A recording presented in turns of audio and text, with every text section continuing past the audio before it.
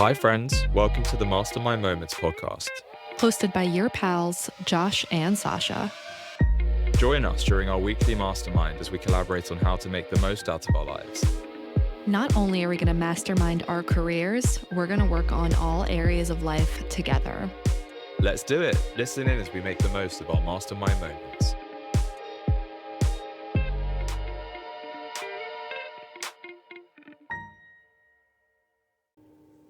Hello, good morning. How are you? Hello, good morning. I'm good. Where are you? I feel like we're back to that stage in the year where I'm asking you where you are every time we record.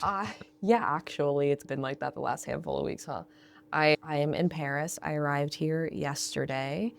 So in the house, again, just already starting strong with little sleep and Yeah, this is the OG house. yes, this is the same house. It's really interesting. I think there are like maybe 5 to 7 people that are still living here that I knew. And other than that, it's like a full house of new faces for me, at least. A lot of them have been living here for a long while, but it's back at the house and it's really nice and it feels really good. And it's interesting, it's the same but different. Yeah, because of the different people. Exactly. Like some parts of it are the exact same, but then I'm like, oh, it's like definitely different energy, different vibe because it's different people. But it changes all the time based on who's in what room at any given time. Sure. But I guess and you've only just arrived there, right? Yeah, I arrived yesterday, like midday or so.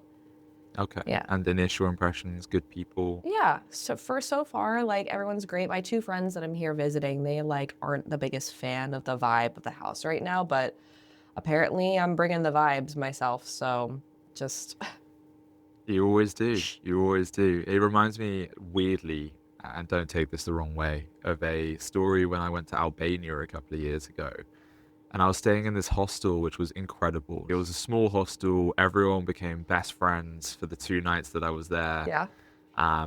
We were going out every night, and it was literally just like one big close-knit family. It's like how I described, or how I imagine you described this house last year. Yeah. When you were there before. Yeah.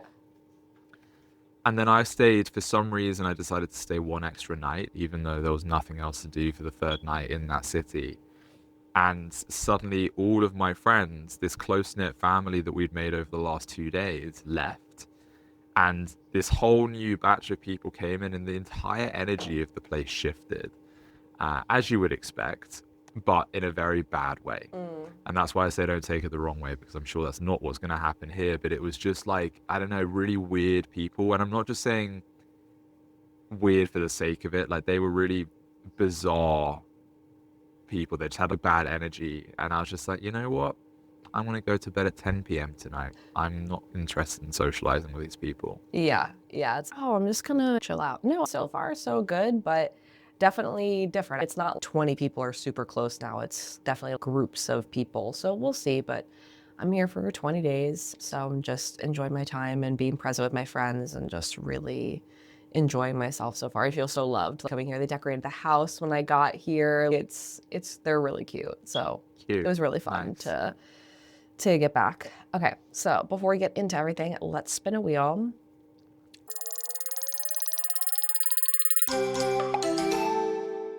Okay. Physical environment. What's your favorite outdoor spot in your neighborhood or city? Wow. Wow. I have a lot. I live in a very, very green area. Like, famously, it's called the Queen of the Suburbs, is what it's referred to in Ealing, in London, which is in Ealing, because it's just so green. And if you wanted to epitomize suburbia in the UK, this is what it would look like. So I'm blessed, and I've grown up in this area. I know all of the green spaces. My favorite around me is probably Gunnersbury Park. Okay. Gunnersbury Park I have a lot of memories there. It's a beautiful, beautiful park. It's probably the biggest green space we have in Ealing. And it's where I went on technically my first date with Savita. Okay. So we met, and then a week later she came up to London for my birthday, and we went for a dog walk in Gunnersbury Park. So that's one memory we have there. Oh, cute.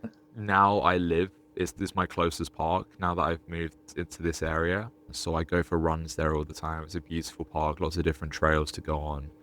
I have one negative memory there. I'm not sure if you remember this story about when I got arrested for drug possession. Maybe? It was like 2 years ago. I was hiding my stuff, and I tried to hide it in my sock initially, and then I hid it in my mouth. And basically, there was an undercover policeman that saw me hiding it, and on the way in, he pulled me aside and said, "Can you show me what's in your shoe?" And I was like, "Oh, it's fine. It's just a vape." And I whipped out a vape, and he was like, "Oh, okay, fine." And I started to walk away, and I was like, "Phew, thank God for that." And as I was walking away, they said, "Hang on a second, can you come back and show us your mouth?" And I was like, Oh my so I God. initially showed my mouth. I opened my mouth and I lifted my tongue so that they couldn't see anything above my tongue. Yeah. And they were like, "No, move your tongue." And then obviously it was there. So I got arrested and they took me to a police van and they were being really mean to me. And they basically told me that I was going to get a court appearance and then the court was going to decide whether I get a criminal record or what was going to happen. And then basically, because I cooperated and because I was really nice and just polite with them, they ended up saying, "Okay, we're going to let you off with a caution. Okay. This will go on your record, so this could impact future jobs. It would have impacted my being able to travel to the US as well, apparently." I never got a caution. I checked my police record literally 6 months ago, just to see, just out of curiosity, and there was nothing on there. So I think they just let me off in the end because I was a nice, chill guy. And they even let me into the festival without the stuff, obviously. Yeah. They confiscated that, but they let me into the festival. I immediately found a dealer and I immediately bought new stuff. Those were different days. Those were different days. And I Yeah. just want to make it very clear that those days are well past me now. Well, But that was in that park. I didn't So, even realize. Oh my God. many memories there. Yeah. Did you That's, not know that story? I think once you said the mouth thing, I was like, it sounds familiar. Yeah. Yeah. Yeah. But Probably. dang, that's crazy. Yeah, really crazy. You definitely push the boundaries of, or you have historically, of authority. Oh, very much, very much. I'm a different man these days. Yeah. I'm trying to be anyway. Oh my God. I'm trying to think different outdoor spots that I love. Every city that I've lived in and been in, there have definitely been spaces that I've just loved outdoor wise. If we're talking Venice Beach, it's the beach for sure, but just being outside, period. Just if the sun is hitting me directly, I'm happy to be outside. Here, I enjoy our back garden, but also just Paris, same thing. These amazing parks and these amazing monuments and history and architecture and just like all of it, just being outside, period. I think I feel that way about most of the cities I've lived in. Miami too, the beach obviously, but just being outside and walking around. It's hard for me to pick a particular spot. I think every city could have a handful, honestly. Yeah. Yeah. Yeah. No, I agree. What about Paris specifically? I honestly love, last night we were sitting out in the back garden because it was like, I had a call at 11 p.m. so I couldn't go and sit outside until 11:30. And I was like, wow, like the relief and like the joy I feel like sitting outside in the back garden just makes me so happy.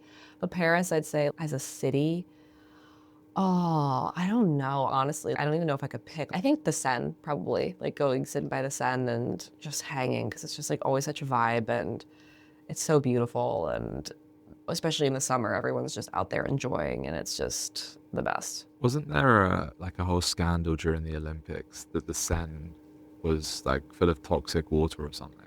I think most major city rivers are like the Thames. I wouldn't even go within 10 meters of it. It's probably disgusting. Yeah. But I remember some like crazy thing during the Olympics a couple of years ago that the boat races had to be cancelled or something because of, or yeah, I think they were cancelled. They were moved somewhere else. They were moved to a completely different part of the country because it was too toxic. They couldn't do their races in I would not water. be surprised, honestly. Yeah, Yeah. I don't think you could do it in the Thames either. So I'm not slating the Seine for any Seine fans out there. I am also slating my own river, so don't worry, please don't take it personally. But yeah, how are you? What have you been up to over the last week or so? I am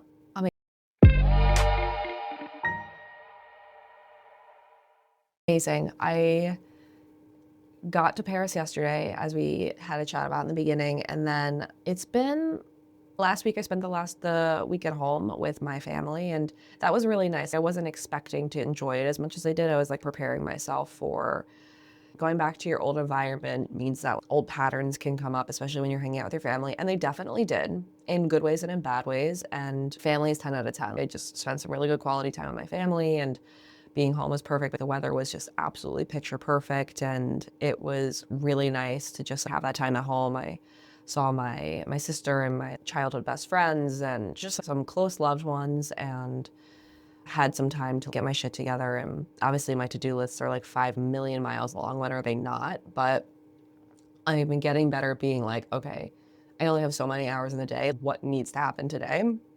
And what can I push off? What can I time block elsewhere? What can I deal with elsewhere? And that's really helpful in a lot of ways, but also it piles up, you know what I mean? Especially if I'm like focusing on other things. So it was really, really nice to be home. Now I'm in Paris and I'm so happy to be here. 20 days. And same thing, my to-do list is 5 million miles long. I'm like, shit, I need to work, but I also need these couple of hours to hang out with my pals before work. And we're working on me and my two girlfriends that I'm here with, we're working on a project together. So it's like, even if I'm not working, we're just hanging out, we're still working on a project. So it's like, I have to remind myself that yes, maybe I'm not doing other things on my to-do list, but this one project I've been planning for a good amount of months. So it's feeling exciting. I'd say friends are 10 out of 10, family's 10 out of 10, physical health is, I'd say, slipping a little bit. I didn't work out as much as I wanted to last week, and I'm also not sleeping as well just because I'm being present with my loved ones, and sleep is a thing being sacrificed. I don't know, that piece is kind of feeling like it's slipping a little bit. Again, like to-do list is 5 million miles long, but being okay with not getting it all done immediately and understanding, okay, things are going to take time. It doesn't all need to happen right now. And right now, my intention for my summer is to just be as present as possible, because I'm very aware that time is fleeting and I don't have a lot of time in general with people. And I just want to be as present as possible. And something we talked about last week is not spending my time and energy worrying about the next thing or the other thing I have to do or whatever, and just being present right now. And like, how can I be more present in this moment? And that's something that I'm actively working on. And it's just being able to surrender and to be present in the experience and be in the flow state and surrender to the experience is really what I'm leaning into right now. And I think I'm thinking about it in terms of like worrying about timelines, but also worrying about outcomes of relationships, where I know we talked about people in your life for a reason, season, or a lifetime. And I had a chat about it with my friend last night, where it's okay, if I don't know the outcome of some sort of relationship, or if I don't know the outcome of a relationship, or if I don't know how a relationship's gonna go, there's no point in worrying about it, because there is nothing I can do about it. And the only thing I can do is be present right now and enjoy my time and enjoy my life and just take care of myself and work on myself and lean on the certainty and create the certainty that I do have in maybe other areas or whatever. So that's something I'm kind of sitting on right now, but in general, feeling great, just in this in-between. I think in-between in life right now, in between physical locations where I'm traveling, or in between stuff with career, or it just feels like I'm in the middle of everything. And I'm like, okay, I can't do everything all the time. I have to pick and choose. And when I pick and choose, I want to make sure that because I'm picking and choosing, I'm being present in my decision and in my choice. So I guess that was vague, huh? But Yeah, but it feels like I'm having a deja vu a little bit in terms of the conversations we were having when you were traveling last year, and related to uncertainty, related to connection and maintaining friendships, relationships, and also beating yourself up about not doing enough, or feeling overwhelmed with your to-do list when you're traveling. And I think it's a really important reminder that, as you've said many times actually recently, that when are you going to have a summer like this again? When are you going to have an opportunity like this in the future to live this life and to be fully present away from work? If you're pursuing what you're trying to pursue, which I fully back, and I do,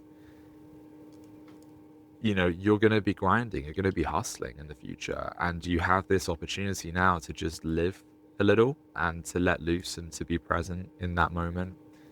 And it's absolutely fine to do that. And I also think this is a sign from the universe that you need to build that muscle. You know, you've been trying to build that muscle, and I can see that you've definitely been getting better at it over the last 6+ months or so. But this is an opportunity to really solidify that muscle, if that makes sense. So for me, the last couple of weeks since I've been back, my habit tracker has gone out the window. I've been in a transitional phase, obviously very different to what you've been going through or what you are doing right now. But my habit tracker, usually I have 42 things to do each week on my habit tracker. And over the last, well, every week since I've been back, which I think is 3 weeks now, the most I've done is 17. So Wow. I've really, really been off. And I've been built, like initially I was beating myself up about it. But last week I was like, okay, I need this right now. I need this time to just reset. And it's absolutely fine. I've been really solid with my habit tracker this year, and I will get back on track. I have the motivation. I know what I need to do. But I'm not there right now, and that's absolutely fine. Let's not be harsh on myself and just allow myself the space to recover emotionally, to reset, and to get back into the swing of things at my own pace. And I think it's a similar kind of approach, a similar lesson for you, in that you need to be kind to yourself and you need to learn to be kind to yourself. And this summer, I think, is going to be huge for that. Yeah. Yeah, it's definitely getting better for sure. I'm definitely not beating myself up in the same way of, oh my God, you can't get this done. It's okay. I know that there is absolutely no way humanly possible for me to get my entire list done in the time frame that I set it up in or whatever. And I'm like, it's never going to be fully done. And even if I get it fully done, the next day there will be more to-dos. They will never end. That's adulting. There will be more added. So it's like, there's no way it's going to get done. So it's like, what do I need to pick and choose? What needs to happen in this moment? What cannot happen in other times? Like, what absolutely needs to happen? And I'm like, okay.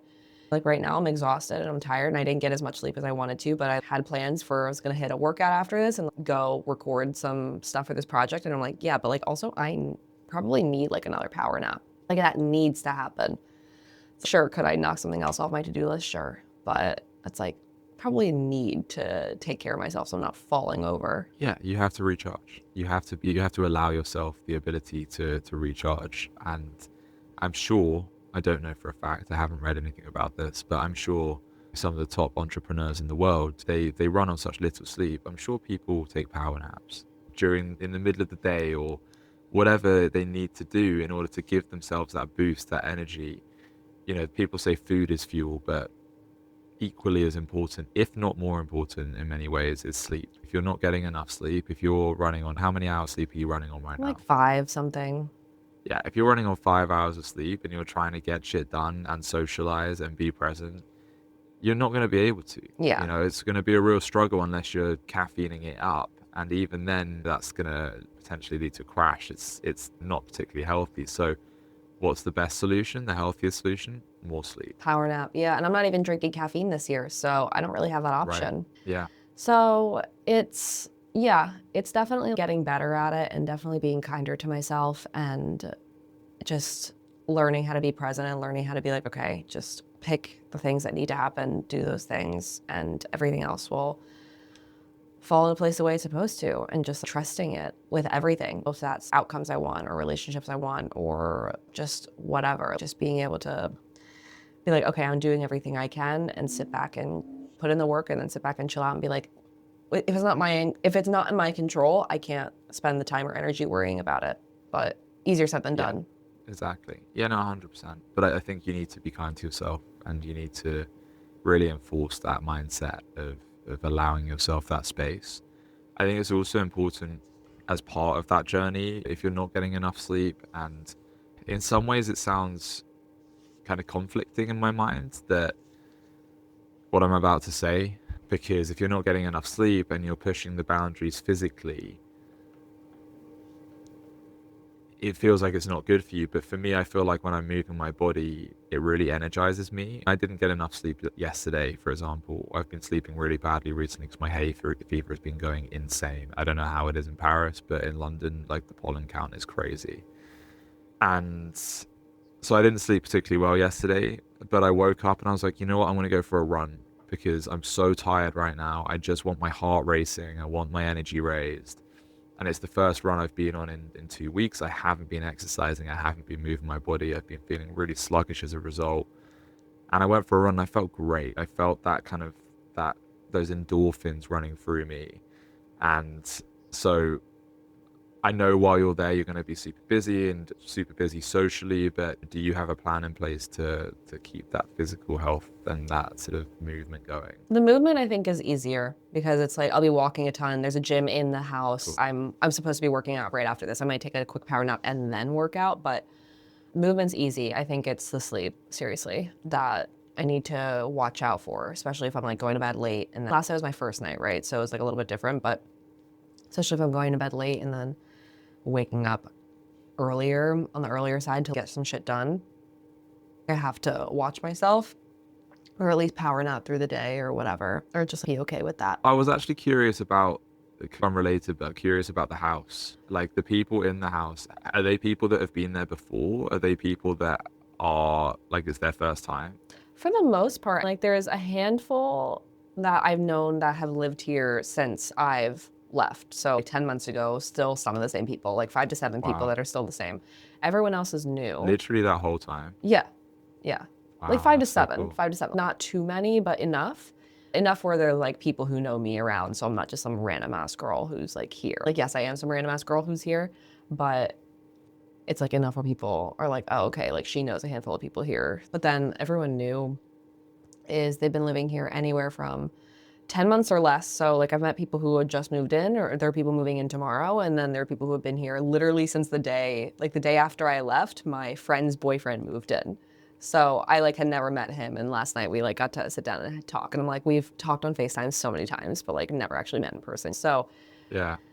it's interesting. But yeah, it's interesting with the dynamics and to see what happens. But it's also you just have to let it unfold the way it's going to and just let it Yeah. happen. Yeah. I think it's such a cool concept. And the people that have been there that whole time, are they people you were friends with?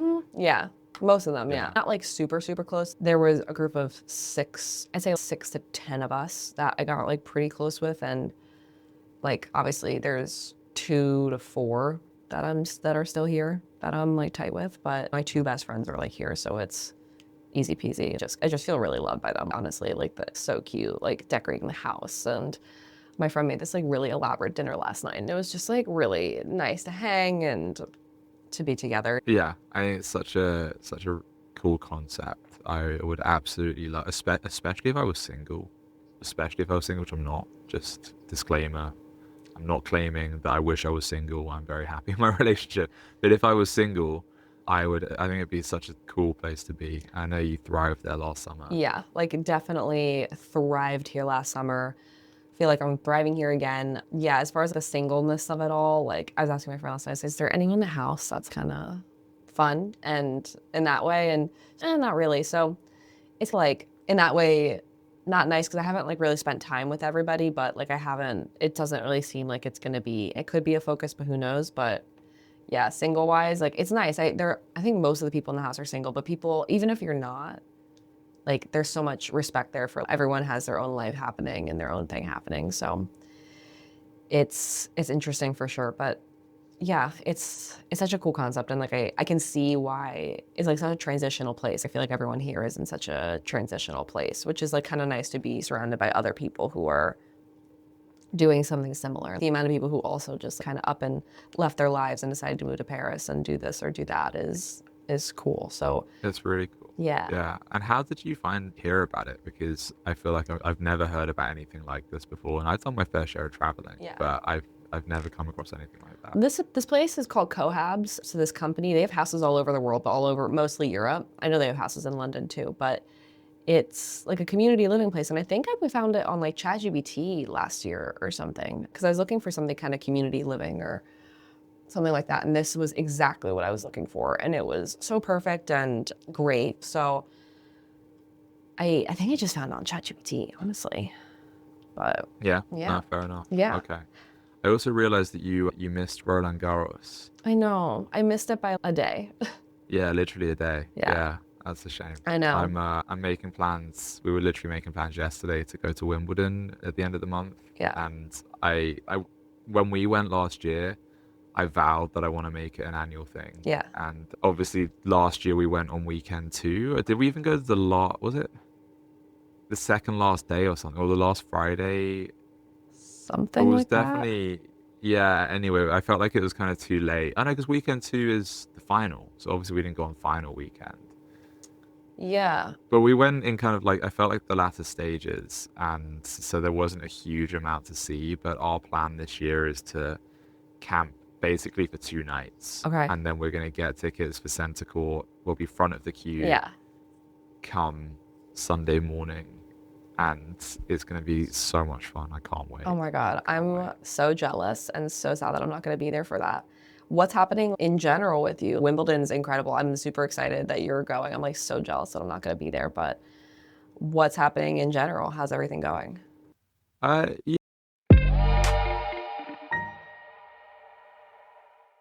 pretty good. Pretty good. After the explosion of last week, I found a new flatmate very quickly. So he is a lovely 40-year-old Chinese man, which honestly, like everyone I've told about that has been skeptical, and I don't mean in a racist way. I just mean cultural differences and how he would be as a flatmate and whether we'd be able to be friends because he's like properly Chinese from China. But he's a lovely, lovely guy, and I think ideal in terms of what I want from a flatmate. It's going to be me, him, and Savita, and he is extremely respectful, seems to be on paper extremely clean. The one red flag is that he showed me his proof of funds because he's unemployed at the moment, which is absolutely fine, but he just wanted to prove that he has enough money, and he has like over 1 million in the bank just sitting in cash basically. And the only reason that's a red flag is why is he not buying something with that money? Why is he, or if it, what, not even that, why is he not renting his own place? Why is he living in a small room in a shared apartment? Little bit of a question mark, but he's a lovely guy, so I have no reason to really raise it as a red flag. So I'm just choosing to kind of let it go. Would you say that's a red flag? I don't know. We don't know his situation, right? If he's unemployed, it kind of makes sense to me that he's in a shared thing with somebody and whatever. So we have no idea someone's situation. We have no idea what's happening behind closed doors. So like, I don't even think you can consider it any type of flag. It's just information where it's like, okay, this guy is saving or being savvy or something. Yeah, he said to me, so basically he's on a refugee visa, and he explained to me why basically he can't go back to China because he opposed the Chinese government and his family had to flee to Hong Kong. And it got me thinking a little bit.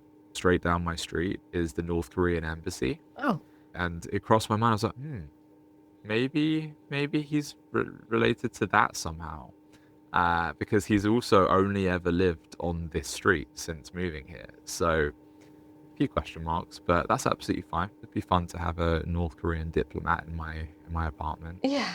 So, but it's exciting. It's really good news. I've got had the place to myself for the last week because my other flatmate's been gone. She's been in India and she's coming back tomorrow, but this evening I'm moving into my mum's for basically 2 weeks to dog sit, and then I'm going to India next weekend, which is so exciting. It's so crazy that I'm going for literally one full day. Just the Saturday is the only full day that I'll have, which is insane, but it's going to be great fun. I can't wait. Oh my And, goodness. it's a story to tell the kids, that's for sure. But no, I'm really looking forward to that, and it feels like kind of things are falling into place with regards to all of that stuff. Savita's visa is going to be applied for very soon, end of the month, first week of July. So yeah, it's all pretty exciting. I have been in a rut. I acknowledged last week. I'm not sure if I was at this point kind of acknowledgement when we spoke, but I have been struggling to get into that kind of routine, the routine that kept me so healthy for the first few months of the year before I went to India. And even when I was in India, I was keeping it going, and not as religiously, but I was keeping it going. But since I've been back, as I said to you before, it's just I've been really struggling. And initially, I was being really harsh on myself and feeling really down about it. And I was just feeling down in general. Yeah. But I knew I put it down to the fact that I wasn't exercising, I wasn't meditating regularly, I wasn't doing anything on my habit tracker regularly, the things that kept me sane for those first few months. Yeah. And I vowed this week, I actually thought if I put it as a weekly goal to have a perfect habit tracker this week, there's more chance of it happening. Yeah. Day one, so yesterday, I got 5 of the 6 things done. So it's already not perfect, but I haven't had 5 things done since I've been back in a day. So it's a good start. And the one that I didn't do was waking up at 7 a.m., which I have done today. You're welcome.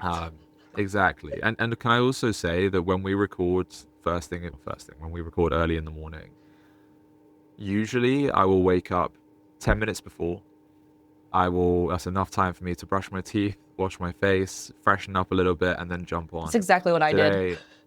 Yeah, really? Okay, fair enough. Today I woke up at 7, so 30 minutes before, and it gave me enough time to meditate, to freshen up, to actually start my day and not just come on and have that dehydrated, husky voice from the first moment and look like I'm stoned when I'm actually just sleep deprived. Yeah.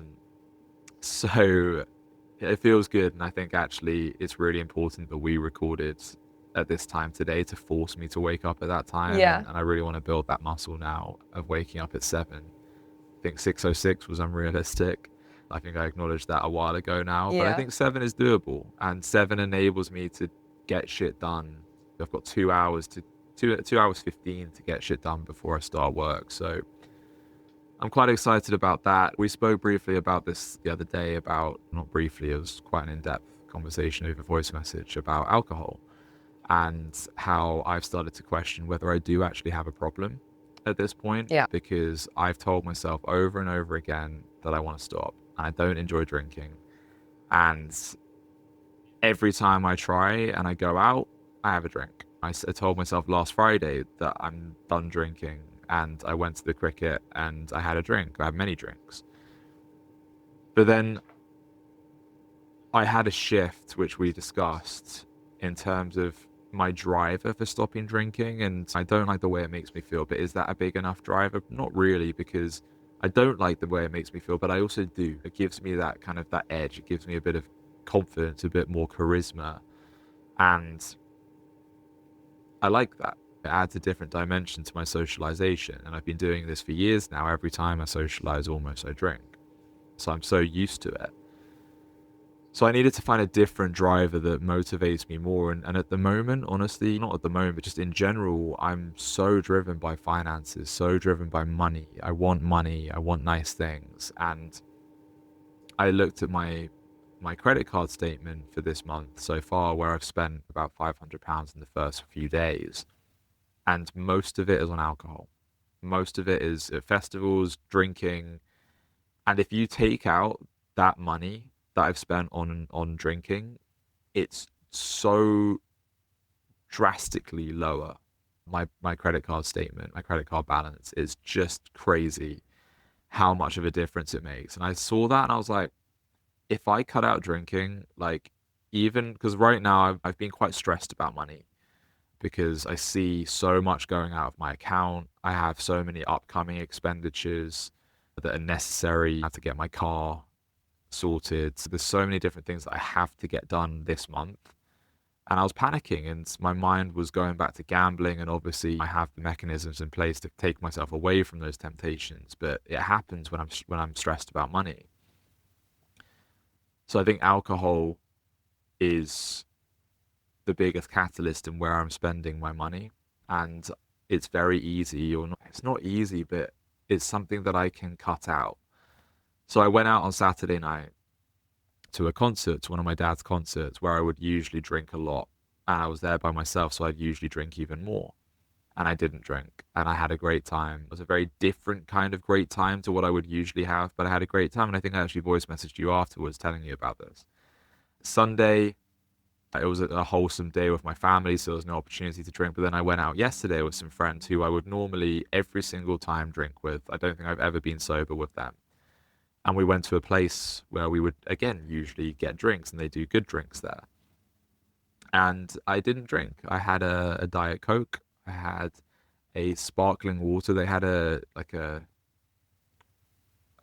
tap water dispensing machine, a filtered water dispensing machine that had sparkling water, which is so cool. I've never seen anything like that before. And I love sparkling water. So I thrived on that, on my fizzy water and my Diet Coke, and I was great. And I felt a bit awkward, like it felt weird. They were all drinking, and it felt weird to get involved in the conversation while they were all a little bit tipsy and I was completely sober. And I felt a little bit unconfident. I felt this weird kind of awkwardness in my body language, in my tone of voice. I wasn't as confident as I normally would be. But that shows that I need to work on myself more than anything. Because if I need alcohol in order to perform socially, then that can't happen. I need to be able to perform in an environment where I'm not drinking. And I know I'm capable of it. My first ever Yes Theory meetup, where I made all those friends that became to this day, I I was sober. And so many different Tony Robbins events, completely sober. So many different social scenarios I've proven to myself that I don't need alcohol. It's just about getting myself into that headspace, getting myself fired up enough that I can bring that same energy that I would on alcohol, on drugs, but sober. And so I, yeah, went last night. I think I told you when we voice messaged, for me, I think it's about proof of concept at this point, proving that I can do it, and going to as many social events sober and coming away feeling good about it. And that's now 2 in a row that I've been to sober. And now I'm going to my mum's for a couple of weeks. I probably won't be doing much socializing. So that's a couple of weeks with no alcohol, a chance to shit out of my system. And yeah, suddenly I feel much better about it. And I think the way that I need to view alcohol to change my relationship with alcohol now is to see it as a luxury. I'm not gonna never drink. I might have a problem, but I'm not an alcoholic. I don't believe anyway. Maybe I am by definition in some way, shape, or form, but I'm going to allow myself to drink. I just want to change my relationship with alcohol and see it as a treat every now and then. Just the same way I see drugs now. But before, a couple of years ago, I was doing them all the time, almost every week for a whole year. Last year, it reduced drastically. This year, it's practically, I haven't touched them. So I want to do the same with alcohol. I want to see it as a real treat every now and then. The occasional wedding, Bella's wedding next year, for example, the occasional social event, like a major social event. At the end of this month, I'm going to the cricket with some friends, and I will allow myself to let loose a little bit there if I feel the need to. There will be the occasional treat, but it won't be every single social situation. It won't be every single festival I go to, because A, that's what's costing me thousands of pounds that could be going towards other nicer and more important, say it quietly, things. And that's the biggest driver for me. So I feel more motivated now than ever to make this change. And I feel like it is different this time, especially proving it to myself last night that's normally when I would have broken it. And just, yeah, very motivated to do it right now. I love it. First of all, it reminds me of the one year I gave up alcohol, which I did save so much money and I got in great shape. And once you realize that it's not necessary in every social situation, or just filling time, filling voids, filling communication, filling relationships, when you realize that it can do that and you stop doing it, it really puts things in perspective. And I think it's great. I'm really excited for you about it. And this is something we talked about on our voice message. And it's like, I think it is a healthy thing to just take a step back, and it's really going to help with you building your career, building up your finances, your physical health, and for it to help those 3 things. And I even think your relationships to some degree, you see what relationships you feel like you need to be under the influence for. And it's okay, it helps you evaluate those in some ways. Something we talked about on the voice message too is that you said it, and I was like, wow, I relate so much, but with mine it's smoking. And I I think I was thinking about it and I'm like, I don't want to say I have a problem, but I've definitely in the last, I'd say 6 months or so since being in California, I smoked a lot. I smoked a lot in California, I'd say most days. And even now, most days, I think there have been like maybe a handful of days I haven't in this year, which is crazy to think about actually. And while I'm in Paris, I know it's such a big part of the culture here that I know I'm going to be. So I'm not going to be hard on myself about it right now. But I think when I get back to the States, taking a proper break from it would be helpful. Or when I get back to LA, that's my biggest. For the summer, it's okay, whatever. But when I get back to LA, I need to, especially if I'm going to try and watch my finances and whatever, I need to set some boundaries in place for myself about what's okay, what's not. Because I don't want to give it up completely because I really do enjoy the creativity aspect of it. And I really do enjoy pieces of it.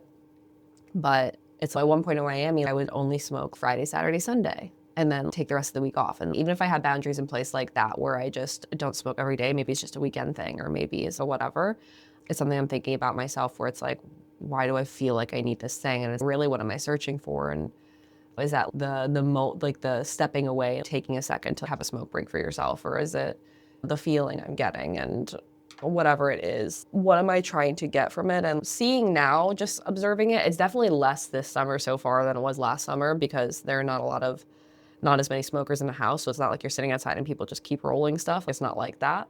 So it's odd. I think it's already going to be less. Naturally, it's going to be less. The people I was hanging out with last year were like proper stoners. So it was a lot last year. It'll never stop. You'd sit outside and it'd just be another one, another one, another one. Now it's way less because there's only one or two other people in the house and they're not as open-handed about it. So Right. it's not, oh, just roll another one, roll another one, roll another one. It's less, but it's something I've been thinking about too myself.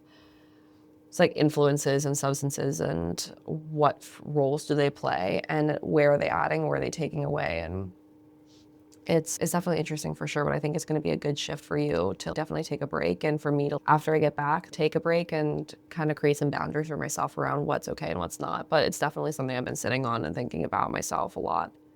Yeah, it's just really interesting to think about what it actually brings to our lives and why we need it. I'm not a big smoker.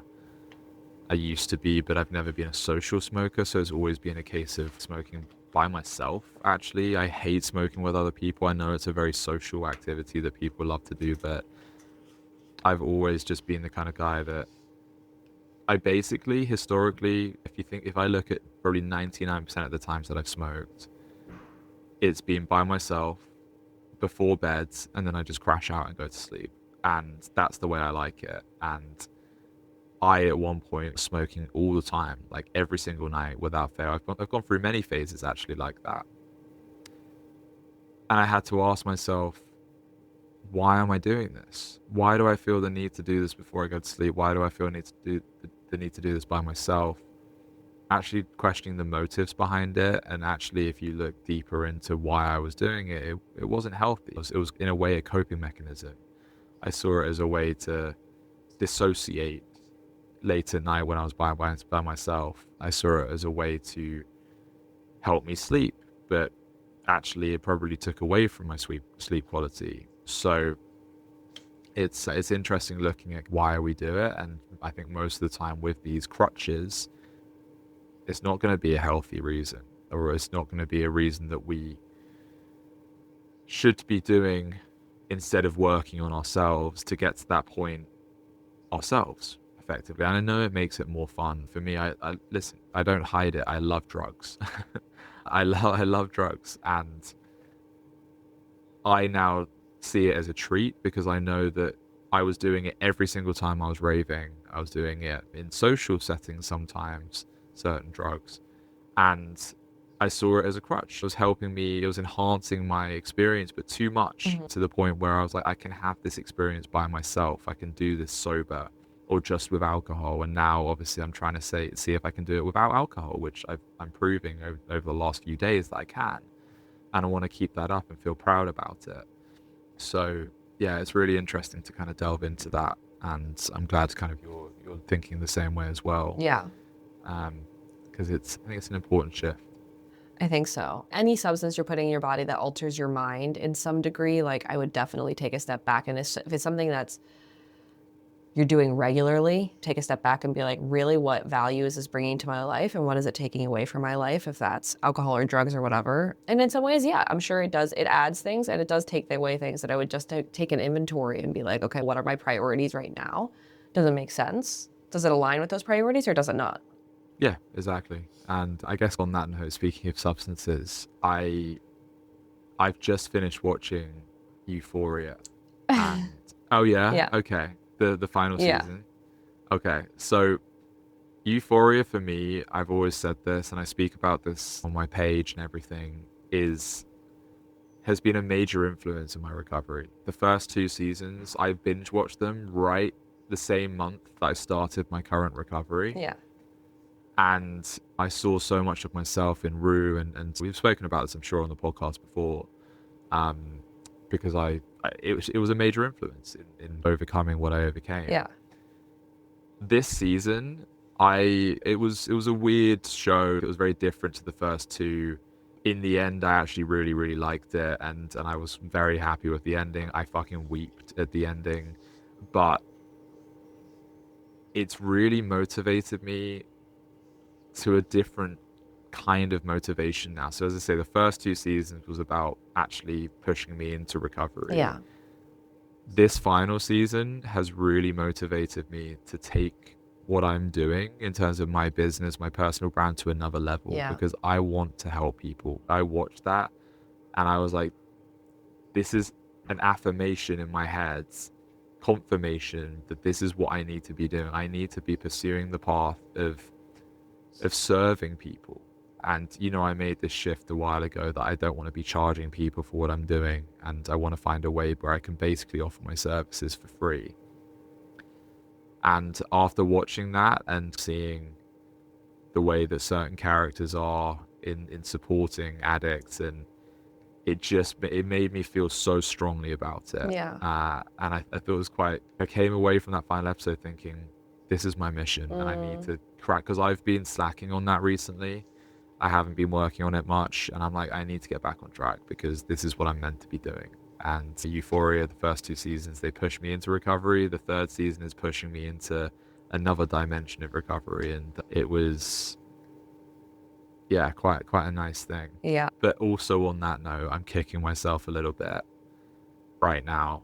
I'm usually I get a lot of DMs these days, and at the moment, I'm typically checking my DM requests once a day and just going through them for about 20 minutes, replying to as much as I can in that time. And somehow, I wasn't even busy on Sunday. One DM slipped through the net. I don't know how I missed it. And it was Sunday afternoon. Someone sent me a message. I only saw it yesterday afternoon, about 24 hours later. And it was from a producer of Good Morning Britain, Yeah. which is our huge morning TV show here, enormous, watched by millions. And I don't know what your equivalent is. Do you guys have a I have big a Good Morning show? America. Yeah, okay. Yeah, exactly the same concept. And they had invited me on today. They basically wanted me to come on Tuesday morning to talk about my story, to talk about, basically as a panelist, to talk about gambling during the upcoming World Cup and how that's going to be impacted and how it's going to impact the rise in gambling. And I replied to her yesterday afternoon and I said I'd absolutely love to let me know the details, and she never came back to me, I think because I just replied too late. Yeah. And I'm kicking myself that I missed that DM. I'm usually so hot on it. I'm trying to make myself feel better about it by telling myself there's a reason. They're going to invite me onto the next show where I can have more preparation. Yeah. But it's a little bit frustrating. Of course it's frustrating. But I would say the exact same thing to you. There's a reason, and you just have to trust it, and it's out of the control. So you just have to accept. Just let it go. Let it go. Yeah, not worth the time and energy being like the what ifs and beating yourself up. Just not worth it. You just gotta let that shit go. No, okay. Yeah, it's just hard. It's hard. I woke up, to be fair, I woke up this morning and I saw that she still hasn't replied. Obviously, she wasn't going to reply at 4 a.m. this morning saying, come on. But I messaged her and I said, obviously we've missed each other this time. I've given her my number and said, please give me a call if there's any future opportunities. I'd love to be on. Yeah. I'd love to tell my story. So yeah, we'll see if anything materializes from that. But I'm sure it will. I'm sure. Yeah. Yeah. I feel more motivated than ever just to, even if it just means, again, if money comes from it down the line, fantastic. And that, I think, is the end goal here. But I just want to be able to support people how I can. And, for a while, I was auto replying to people's DMs and saying, I've worked on a resource for you. It's here, it's £15, and I wasn't getting any sales. And I was like, okay, clearly something is misaligned here. And I looked at one of the other major names in the gambling recovery space. Personally, I find him a bit fake. I'm not just saying that because he's competition. I don't see it as competition. I just see him as someone who's like me doing God's work. But I've noticed that he's added a link onto his page now where he's selling his own courses for the same kind of price, £15-20. He's now added one-to-one coaching for £70 per session, which is drastically less than what I was trying to charge. And I was like, from an outsider's perspective, it just feels wrong. It doesn't look right. And I also know that gamblers just don't have the money to spend on that kind of thing. Yeah. I certainly didn't. And what I found when I was trying to sell my product is that they just don't. But as I looked at his page and I was like, it just feels morally conflicting. It does. I felt morally conflicted. And I was curious how he does, if he makes many sales. But I want to do what he's doing, but for free. Yeah. I just want to be able to help as many people as I can. And yeah, extra motivated to do that more than ever now after watching Euphoria. Yeah, I totally get it. That series finale was insane. I was like, this is the craziest thing I've ever seen. It was just amazing. But I love this shift that you've made about moving completely into service. And I think you'll be rewarded for that financially tenfold. We'll have to find out and see how it happens. But I think it's going to be really impactful for sure. I agree. Yeah. I agree. Wow. Yeah, I think it's a big move. Wow. I'm excited for you. This is all exciting. Me too. Yeah, I think we've been saying this for a few months now. We're both going through very exciting kind of transitional phases. We're both working on something very exciting. Yeah. For our future and for ourselves, and not just for ourselves, but for other people. What you're doing is absolutely serving people as well. So it's a very exciting time for both of us. I know, I'm super stoked. I didn't even mention it, but they're definitely getting more bites and more leads for my own business. And I had a call with a local, like a LA yoga studio last night. So it's like that's happening. And a meditation app got back to me. It looks like I'm going to be on a meditation app. And nice, cool. Yeah, so like things are happening and it's feeling really exciting and it's moving in that direction. It's okay, can't stop. Just have to keep going. That's super exciting. Yeah. That's really cool. Yeah. And you're putting the energy out there. Yeah, we're doing the right thing. All right, y'all. Thank you. We're super stoked and we'll catch you guys next week on Mastermind Moments. Bye. Bye. We hope you enjoyed this episode. Don't forget to subscribe, leave us a review, and follow along on social media. If you would like us to help you mastermind something in your life, please send us a message. We'll see you next week on the Mastermind Moments podcast.